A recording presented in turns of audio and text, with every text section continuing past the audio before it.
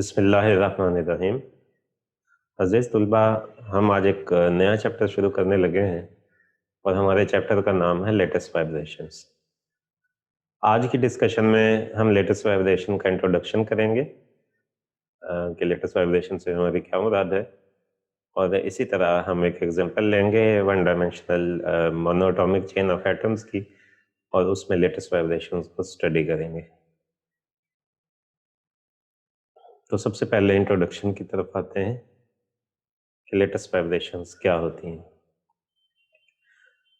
तो ये अंडरस्टैंड करने के लिए कि लेटेस्ट वाइब्रेशंस क्या होती हैं, हमें देखना होगा कि लेटेस्ट को हम किस तरह से अंडरस्टैंड कर सकते हैं। तो लेटेस्ट में रेगुलर अरेंजमेंट ऑफ एटम्स, और अगर बॉन्डिंग वाले चैप्टर को जहन में रखा जाए तो हम ये जानते हैं कि जो बॉन्डेड एटम्स होते हैं लेटेस्ट के अंदर, वो एक दूसरे के ऊपर फोर्स लगाते हैं। उनके दरमियान इंटरएटॉमिक फोर्सेस मौजूद होती हैं, जिसमें अट्रैक्टिव फोर्सेस भी मौजूद होती हैं और रिपल्सिव फोर्सेस भी मौजूद होती हैं। तो ये जो लेटेस्ट है जिसमें इंटरएटॉमिक फोर्सेस मौजूद होती हैं, जो अट्रैक्टिव भी हैं और रिपल्सिव भी हैं, हम इसको पहले मॉडल करना चाहेंगे, इसका मॉडल बनाना चाहेंगे। तो इसका मॉडल हम इस तरह से बना सकते हैं कि उसी तरह के रेगुलर अरेंजमेंट ऑफ एटम्स हैं, और एटम्स के दरमियान आप स्प्रिंग्स अटैच कर देते हैं, इलास्टिक स्प्रिंग अटैच कर देते हैं।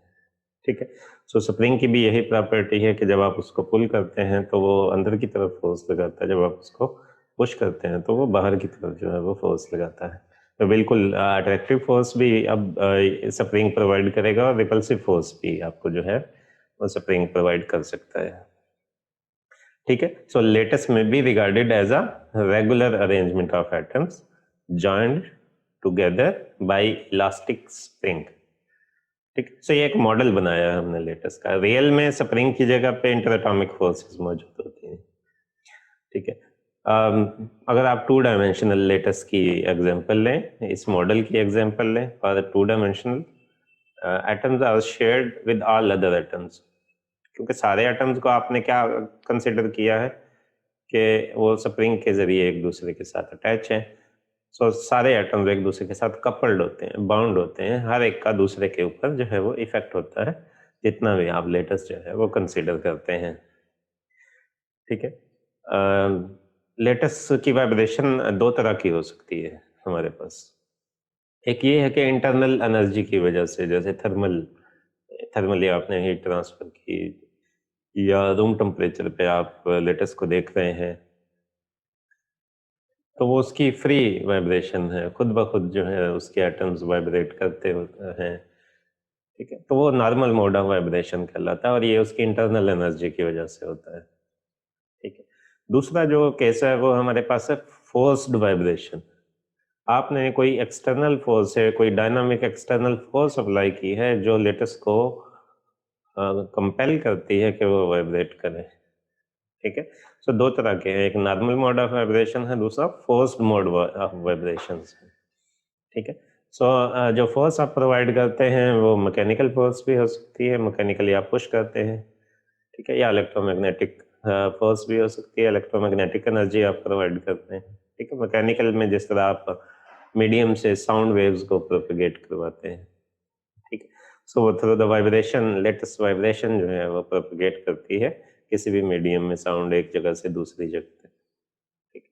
तो दो केसेस हैं, नॉर्मल मोड ऑफ वाइब्रेशन जो कि इंटरनल एनर्जी की वजह से होंगे, और दूसरे हैं फोर्स्ड मोड ऑफ वाइब्रेशंस जो कि किसी भी एक्सटर्नल फोर्स की वजह से होंगे, जो मटेरियल के एटम्स को कंपेल करेगी, मजबूर करेगी कि वो वाइब्रेट करें।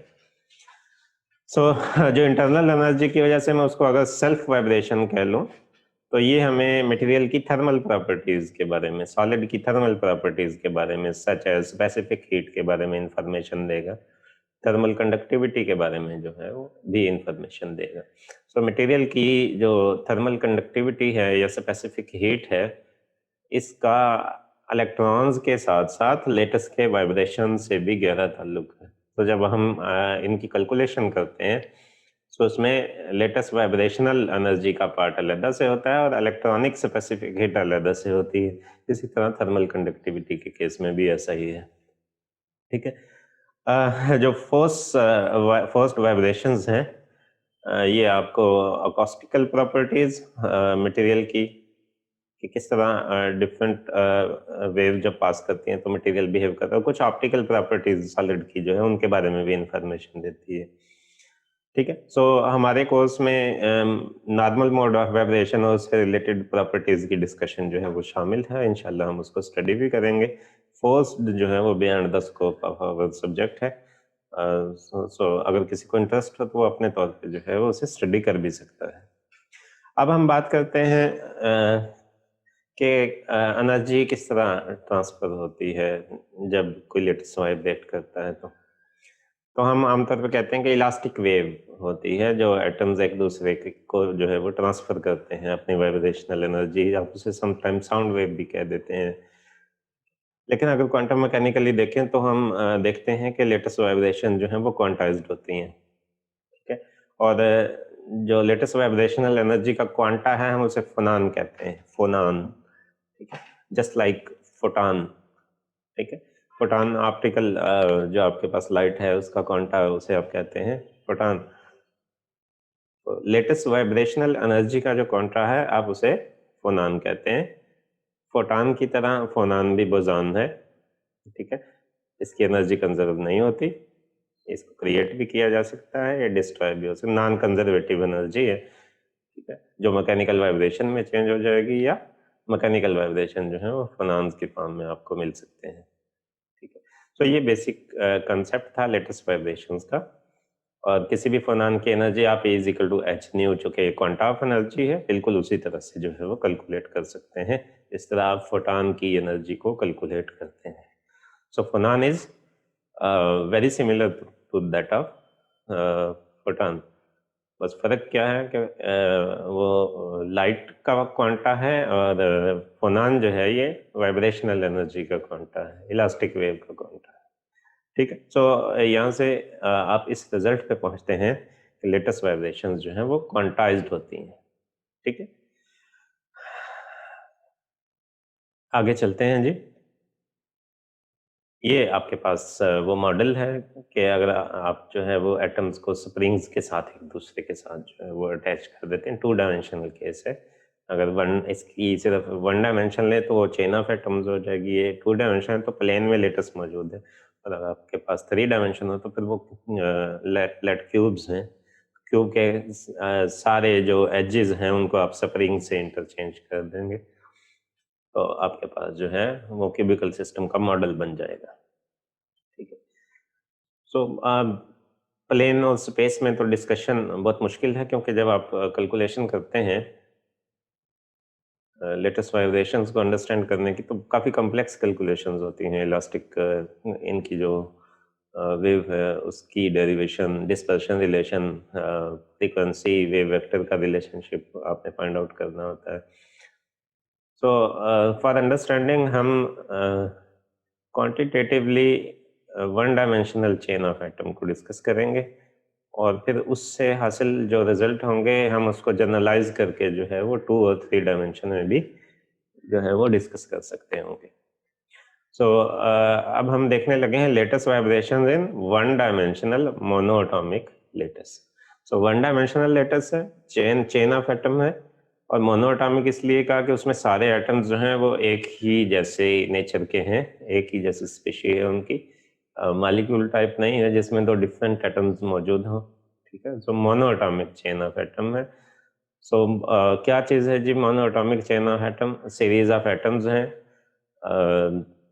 जो कि सिर्फ एक डायमेंशन में मौजूद हैं। मॉडल के अकॉर्डिंग कि हमने एटम्स को स्प्रिंग्स से कनेक्ट करना है, यहाँ भी अगर आप देखें तो हमने एटम्स को स्प्रिंग्स के साथ जो है वो कनेक्ट किया है। हर एटम की अगर आप कैरेक्टरिस्टिक्स को देखें, so characteristics of elastic vibrations can be easily understand using 1 dimensional lattice. ठीक है, that consist of linear chain of atoms and the result can be generalized to 2 and 3 dimensions. So let आपके पास जो है वो ये figure A जो है ये इक्विलिब्रियम पोजीशन शो कर रही है 1 डायमेंशनल चेन ऑफ एटम की। इनिशियली मीन पोजीशन जिसे आप कहते हैं वाइब्रेशनल सिस्टम की एक मीन पोजीशन होती है जब तक वो वाइब्रेट नहीं करता। ये मेन पोजीशन है जो कि मोनोएटॉमिक है, ये आपके पास मटेरियल चेन ऑफ एटम। सबकी मास जो है वो सेम है, m कैपिटल M हमने यूज किया है उसके लिए। लेट हमारी चेन के अंदर n एटम्स हैं, ठीक है। ये जो रेफरेंस एटम है, लेट ये हमारा nth एटम है। इसका मतलब हमारा फर्स्ट और लास्ट एटम जो है वो एक दूसरे के साथ कनेक्टेड हैं, ताकि कंटिन्यूटी का कंसेप्ट जो है वो आए, ताकि हम ये कह सकें कि सारे एटम्स की इन्वायरमेंट जो है वो आइडेंटिकल है, ठीक है। या आप इसको ऐसे भी कंसिडर कर सकते हैं कि आप इस चेन को from minus infinity two plus infinity extend कर दें, ताकि आप कह सकें कि तमाम एटम जो है वो आइडेंटिकल सराउंडिंग रखते हैं। अब फोर्स की कोई वैल्यू होती है, फोर्स को डिस्क्राइब करने के लिए चूंकि आपने स्प्रिंग इस्तेमाल किए हैं, स्प्रिंग की कैरेक्टरिस्टिक उसके स्प्रिंग कांस्टेंट से हमें पता चलती है। ये के जो है ये फोर्स कांस्टेंट है, इसको आप as a spring constant understand कर सकते हैं। यहाँ पे क्योंकि सारे एटम एक ही जैसे हैं, तो सबके दरमियान जो फोर्स की नेचर है वो भी एक ही जैसी होगी। तो सब स्प्रिंग जितने भी हमने शो किए हैं इस चेन में, उनका स्प्रिंग कांस्टेंट जो है वो के है हमारे पास। दो एटम्स के दरमियान स्पेसिंग ए है, यानी कि आप कह सकते हैं कि लेटेस्ट कांस्टेंट जो है वो हमारा ए है, ठीक है। के फोर्स कांस्टेंट है, एम मास है हर एटम की, एन एटम्स हैं हमारी चेन में, ठीक है। और हमने क्या अज्यूम किया है कि फर्स्ट और लास्ट एटम एक दूसरे के साथ कनेक्टेड हैं, ताकि हम ये कह सकें, ये सिंपल अजम्पशन ले सकें कि सारे एटम जो हैं वो आइडेंटिकल सराउंडिंग रखते हैं। सारे एटम्स के दरमियान आपने स्प्रिंग शो किया है, तो सारे एटम एक दूसरे के साथ कपल्ड हैं या बाउंड है, राइट। और ए हमारा लेटेस्ट कांस्टेंट है। ये फिगर ए जो है, पार्ट ए जो है इसका, ये इसकी डिस्क्रिप्शन है, जो कि चेन ऑफ एटम के तमाम एटम्स को eight their main position describe करता है। और ये रेफरेंस एटम, ये जो है इसको हम nth एटम कह रहे हैं। इससे पीछे वाला n-1 होगा, और इससे आगे वाला इसको आप n+1 कह सकते हैं, ठीक है। अब आप चेन को अलाउ कर देते हैं to vibrate, let the chain to allow to vibrate. अब चेन को हम कहते हैं कि ठीक है, इट कैन बी वाइब्रेट। या आप किसी एक एटम को जो है वो कहते हैं कि आपने इस पे फोर्स लगाई है, उसको वाइब्रेट करवाने की कोशिश की। So if one atom starts vibrating, it does not continue to vibrate with a constant amplitude, as it is bound or coupled with all other atoms in the chain, ठीक है। क्या होगा कि एक एटम को अगर आप वाइब्रेट कर, वो इंडिपेंडेंटली तो वाइब्रेट नहीं करेगा, उसका इंडिपेंडेंट एम्पलीट्यूड नहीं होगा। जिस तरह आप किसी सिंपल पेंडुलम को लें, अकेला है, और उसको वाइब्रेट करवाना शुरू कर दें, वो एक खास एम्पलीट्यूड के साथ जो है वो वाइब्रेट करना शुरू कर देगा। लेकिन चूंकि यहाँ पे दोनों साइड पे एटम्स मौजूद हैं, पूरी चेन के सारे एटम एक दूसरे के साथ कपल्ड हैं, तो सबका इम्पैक्ट होगा। सिंपलिसिटी के लिए यहाँ आप ये कर सकते हैं कि सॉलिड में जो फोर्सेज हैं वो आमतौर पे शॉर्ट रेंज फोर्सेज होती हैं, वो नियरेस्ट नेबर डिस्टेंस तक अप्लाई कर सकते हैं आप। उसको इम्पैक्ट तो सब पर होगा, लेकिन कैलकुलेशन में फॉर सिंप्लीफिकेशन आप ये कर सकते हैं कि करीब करीब वाले जो एटम्स हैं, सिर्फ उन्हीं के लिए कैलकुलेशन करके उसको जर्नलाइज कर दें, ठीक है। अब ये सिस्टम किस तरह से एनर्जी जो है वो ट्रांसफर करेगा, हमने ये देखना है कि ये सिस्टम किस तरह से एनर्जी जो है वो ट्रांसफर करेगा। जी, तो energy transfer is not as such very simple. तो इसके लिए हम थोड़ा सा कंसेप्ट यूज करेंगे इलास्टिक फोर्स का, जो स्प्रिंग प्रोवाइड करता है, ठीक है। स्प्रिंग को डिस्क्राइब करने के लिए आमतौर पे आप under the limit of elastic limit की अगर बात करें, आप हुक्स लॉ अप्लाई करते हैं, ठीक है।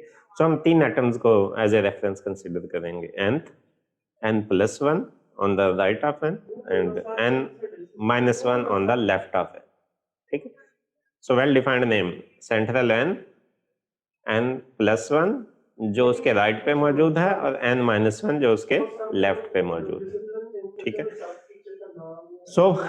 इफ हम कहते हैं un is displacement of nth atom, हमने क्या किया, nth एटम को डिस्प्लेस किया। ये अगर आप फिगर में देखें, फिगर बी पार्ट में, that is the displacement of nth atom from its main position।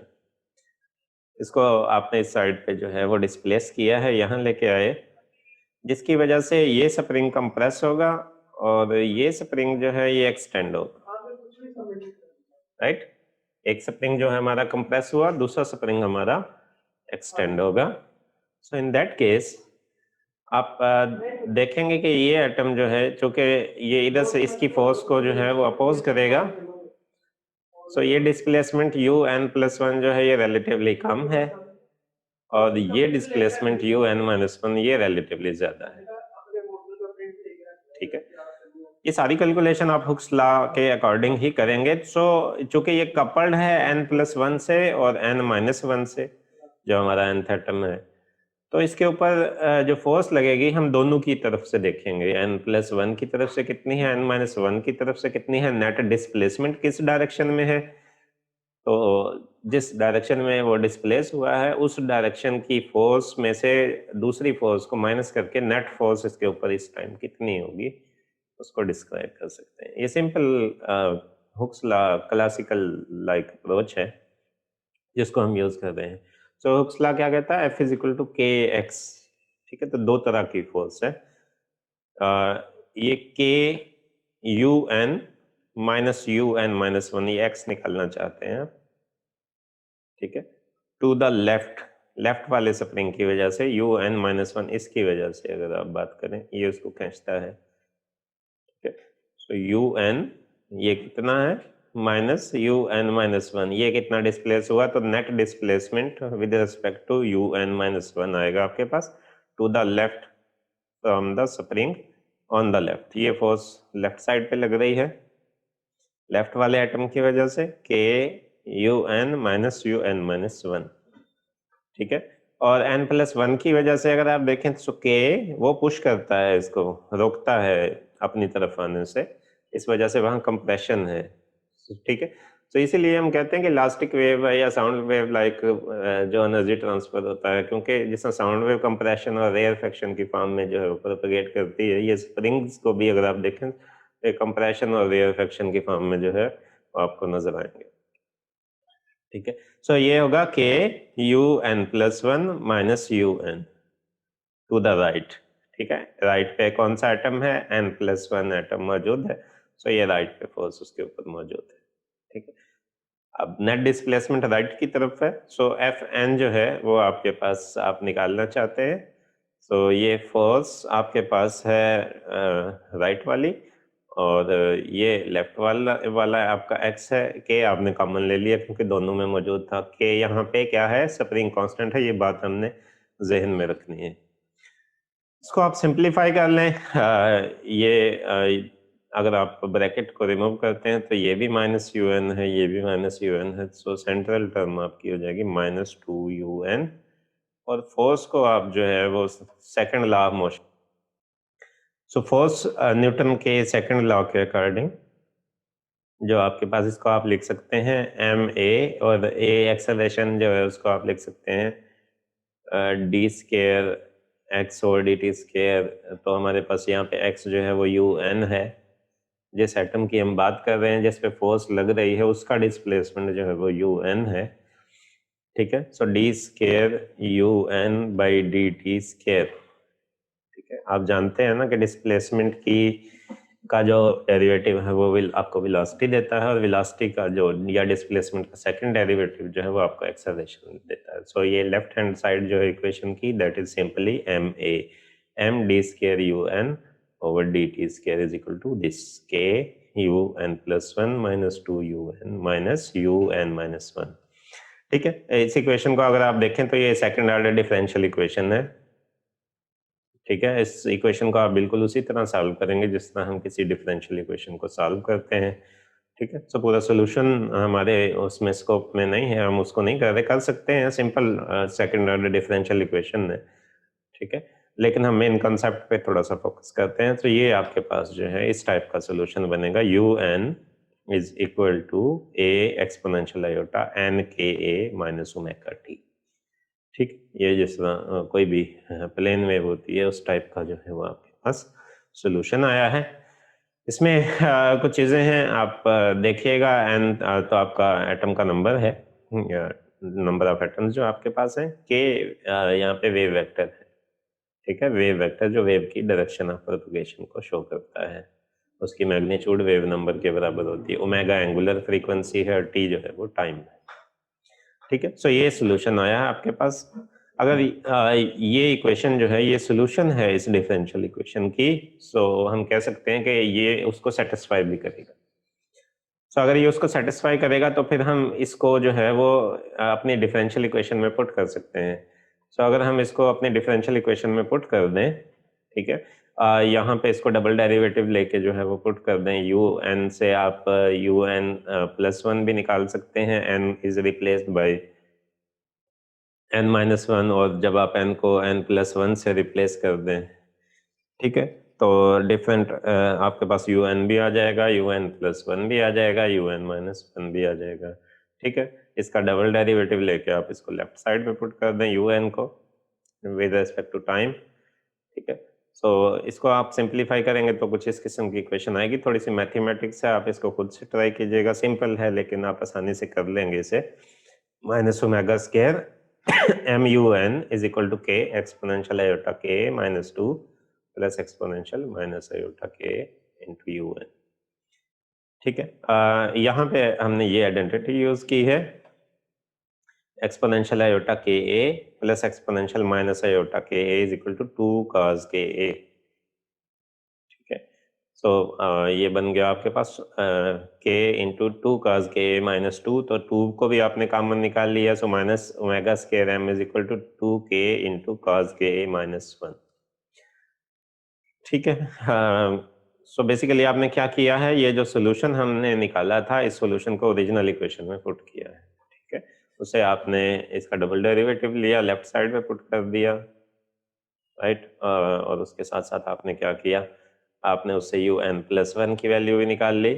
You N है तो जहाँ जहाँ एन है वहाँ वहाँ पे आप एन प्लस वन पुट कर दें, आपने N minus U N minus one की वैल्यू भी निकाल ली, जहाँ जहाँ एन है वहाँ वहाँ पे एन माइनस वन पुट करके। ठीक है, फिर सारी वैल्यूज को उठा के आपने इस इक्वेशन में पुट कर दिया, उसको सिंप्लीफाई किया, then you will get this result, minus omega square M is equal to 2 K cos के ए माइनस वन।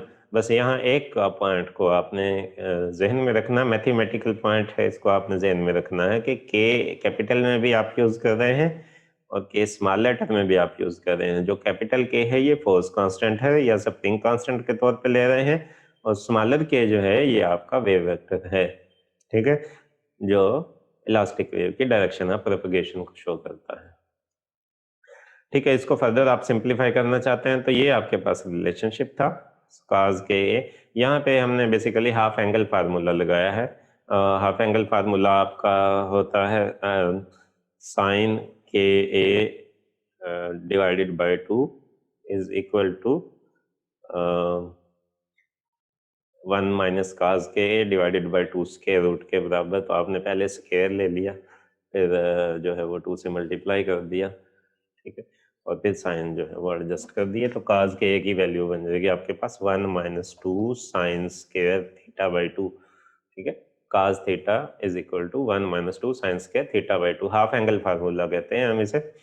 इसको यूज किया तो cos के ए को आप इस रिजल्ट से रिप्लेस कर दें यहाँ पे इस इक्वेशन में। ठीक है, जहाँ cos के ए इसको लिखें 1 minus two sine square K by two, so 1 से 1 कैंसिल हो जाएगा, simply you will get minus sine जो है ये वाला, ये इस ओमेगा के माइनस साइन से कैंसिल हो जाएगा, दिस वन, ये दोनों एक दूसरे को कैंसिल कर देंगे, you get omega square M is equal to 4 K sine square K by two, right. ये आपके पास रिलेशनशिप आ जाएगा। आप ओमेगा के लिए इसको सॉल्व करना चाहते हैं, ओमेगा एंगुलर फ्रीक्वेंसी जो है वो इलास्टिक वेव की कितनी होगी उसके लिए आप इसको सॉल्व करना चाहते हैं, तो ओमेगा के लिए आप क्या करेंगे, पहले इसको एम से डिवाइड कर देंगे, कैपिटल एम से, और फिर स्क्वायर रूट ले लेंगे। ठीक है, सो ये बनेगा 4k by M square root. ठीक है, और साइन स्क्वायर का आपने जब स्क्वायर रूट लिया तो वो बनेगा mod value of sine K A over two. A lattice constant है, के वेव वेक्टर है, ठीक है, एम मैस है, और कैपिटल के फोर्स कांस्टेंट है। सो आपके पास ये omega angular frequency of the wave और वेव वेक्टर के दरमियान रिलेशनशिप आ गया। ठीक है, अब इसमें चूंकि ये साइन थीटा पे डिपेंड करता है ये रिलेशनशिप, तो इसमें ओमेगा मैक्सिमम कहाँ होगा आप इजीली फाइंड आउट कर सकते हैं, जहाँ साइन थीटा की वैल्यू मैक्सिमम होगी। ठीक है, जहाँ साइन थीटा की वैल्यू जो है वो मैक्सिमम होगी। साइन की मैक्सिमम वैल्यू कितनी हो सकती है? 1 हो सकती है। सो ओमेगा मैक्सिमम आपका बन जाएगा स्क्वायर रूट 4k/m। ठीक है, सो वो आपकी मैक्सिमम फ्रीक्वेंसी बन जाएगी, जैसे कि ये हमने यहाँ पे मेंशन की है। ठीक है, सो साइन के साथ यही चीज़ आपके पास मौजूद है, तो रिलेशनशिप को आप लिख सकते हैं omega is equal to omega M sine K A. ठीक है, इसमें मैक्सिमम फ्रीक्वेंसी भी मौजूद है। ठीक है, और इंस्टेंटेनियस फ्रीक्वेंसी भी मौजूद है। इसका मतलब के की वेरिएशंस के साथ ओमेगा की वैल्यू वेरी करेगी, लेकिन उसकी मैक्सिमम वैल्यू ओमेगा एम के बराबर होगी। इस रिलेशनशिप को आप डिस्पर्शन रिलेशनशिप कहते हैं, जो कि फ्रीक्वेंसी की dispersion with respect to wave vector K हमें जो है वो के स्पेस में हमें फ्रीक्वेंसी की वेरिएशन को शो करेगा। ठीक है, लेटेस्ट के अंदर जो है वो के स्पेस में जब आप बात करते हैं तो आप ब्रिलियन जोन में जाते हैं। ठीक है, so with respect to Brillouin zones अगर हम इसको प्लॉट करें एंगुलर फ्रीक्वेंसी को, तो हम देखेंगे कि ये जो वेरिएशन साइनोसाइडल वेरिएशन होगी, जिसको कि साइन फंक्शन पे डिपेंड करती है। तो इसका जो ग्राफ है हमारे पास वो किस तरह का होगा? सो ये देखें, ये आपके पास जो है वो डिस्पर्शन रिलेशन जो था इसको हमने जो है वो ड्रा किया है। इन द के स्पेस एक्स एक्सिस पे आपके पास के है और वाई एक्सिस पे हमारे पास जो है वो एंगुलर फ्रीक्वेंसी है, और ये ऑलमोस्ट साइनोसाइडल रिलेशन जो है वो आपके पास मौजूद है। ये ओमेगा मैक्सिमम है। सो पाई बाई ए पे जाके की वैल्यू जब पाई बाई ए के बराबर होती है, सो ये वैल्यू मैक्सिमम हो जाती है। आप फार्मूले में वैल्यू पुट करके भी ये चेक कर सकते हैं। ये देखें, अगर आप के को 0 पुट करते हैं तो ये साइन 0 हो जाएगा, सो ओमेगा की वैल्यू 0 आ जाएगी। ठीक है, जब आप इसको पाई बाई ए पुट करेंगे के की वैल्यू को, पाई बाई ए, सो ए से ए कैंसिल हो जाएगा, that will be sine pi by 2। Sine pi by 2 1 होता है। ठीक है, so omega is equal to omega M आ जाएगा। सो ये आपके पास मैक्सिमम वैल्यू आ जाएगी इसकी। अगर आप K is equal to 2 pi over A put करते हैं, ठीक है, तो यहाँ पे के की जगह अगर आप 2 पाई ओवर ए पुट करेंगे तो ये साइन पाई बन जाएगा, और साइन पाई की वैल्यू आप जानते हैं 0 होती है, सो ओमेगा की वैल्यू दोबारा से 0 हो जाएगी। ठीक है, इसी तरह आप दूसरी साइड पे अगर नेगेटिव साइड पे जाना चाहते हैं तो वहाँ पे भी ये चीज़ चेक कर सकते हैं। माइनस पाई ओवर ए अगर आप पुट कर लें तो वहाँ पे भी आपके पास फ्रीक्वेंसी की वैल्यू जो है वो मैक्सिमम होगी। ठीक है, ओमेगा एम के बराबर होगी, राइट। ठीक है, और अगर आप माइनस 2 पाई ओवर ए के की वैल्यू को पुट करते हैं तो वहाँ पे भी आपके पास फ्रीक्वेंसी जो है वो 0 हो जाएगी। ठीक है, सो इसका मतलब ये हुआ कि ओमेगा की जो वेरिएशंस हैं वो साइनोसाइडल वेव लाइक होती हैं, फ्रीक्वेंसी बढ़ती है और कम होती है, और इसका ट्रेंड जो है वो साइनोसाइडल होता है। ये आपके पास डिस्पर्शन कर्व है जो ओमेगा की के स्पेस में वेरिएशंस वेव वेक्टर के हिसाब से जो उसकी वेरिएशंस हैं उनको डिस्क्राइब करती है। किसके लिए? Mono atomic chain of atom के लिए। ऑल्दो हमने ये कैलकुलेशन जो है वो one dimensional mono atomic chain of atom के लिए की है, लेकिन इस रिजल्ट को आप एक्सटेंड कर सकते हैं। ये इक्वली सिग्निफिकेंट है फॉर 3 डायमेंशनल लेटर्स। जी, यही हमारी आज की डिस्कशन थी। मैं उम्मीद करता हूँ आपको इसकी समझ आई होगी। इस हवाले से आप लोगों के ज़हन में जो क्वेश्चंस होंगे आप लेक्चर के बाद में भी पूछ सकते हैं। आप यूट्यूब के कमेंट सेक्शन में भी पूछ सकते हैं, अपने व्हाट्सएप ग्रुप्स में भी पूछ सकते हैं। अगले लेक्चर तक के लिए इजाज़त दें। इंशाल्लाह अगले लेक्चर के साथ फिर मिलेंगे। अल्लाह हाफ़िज़।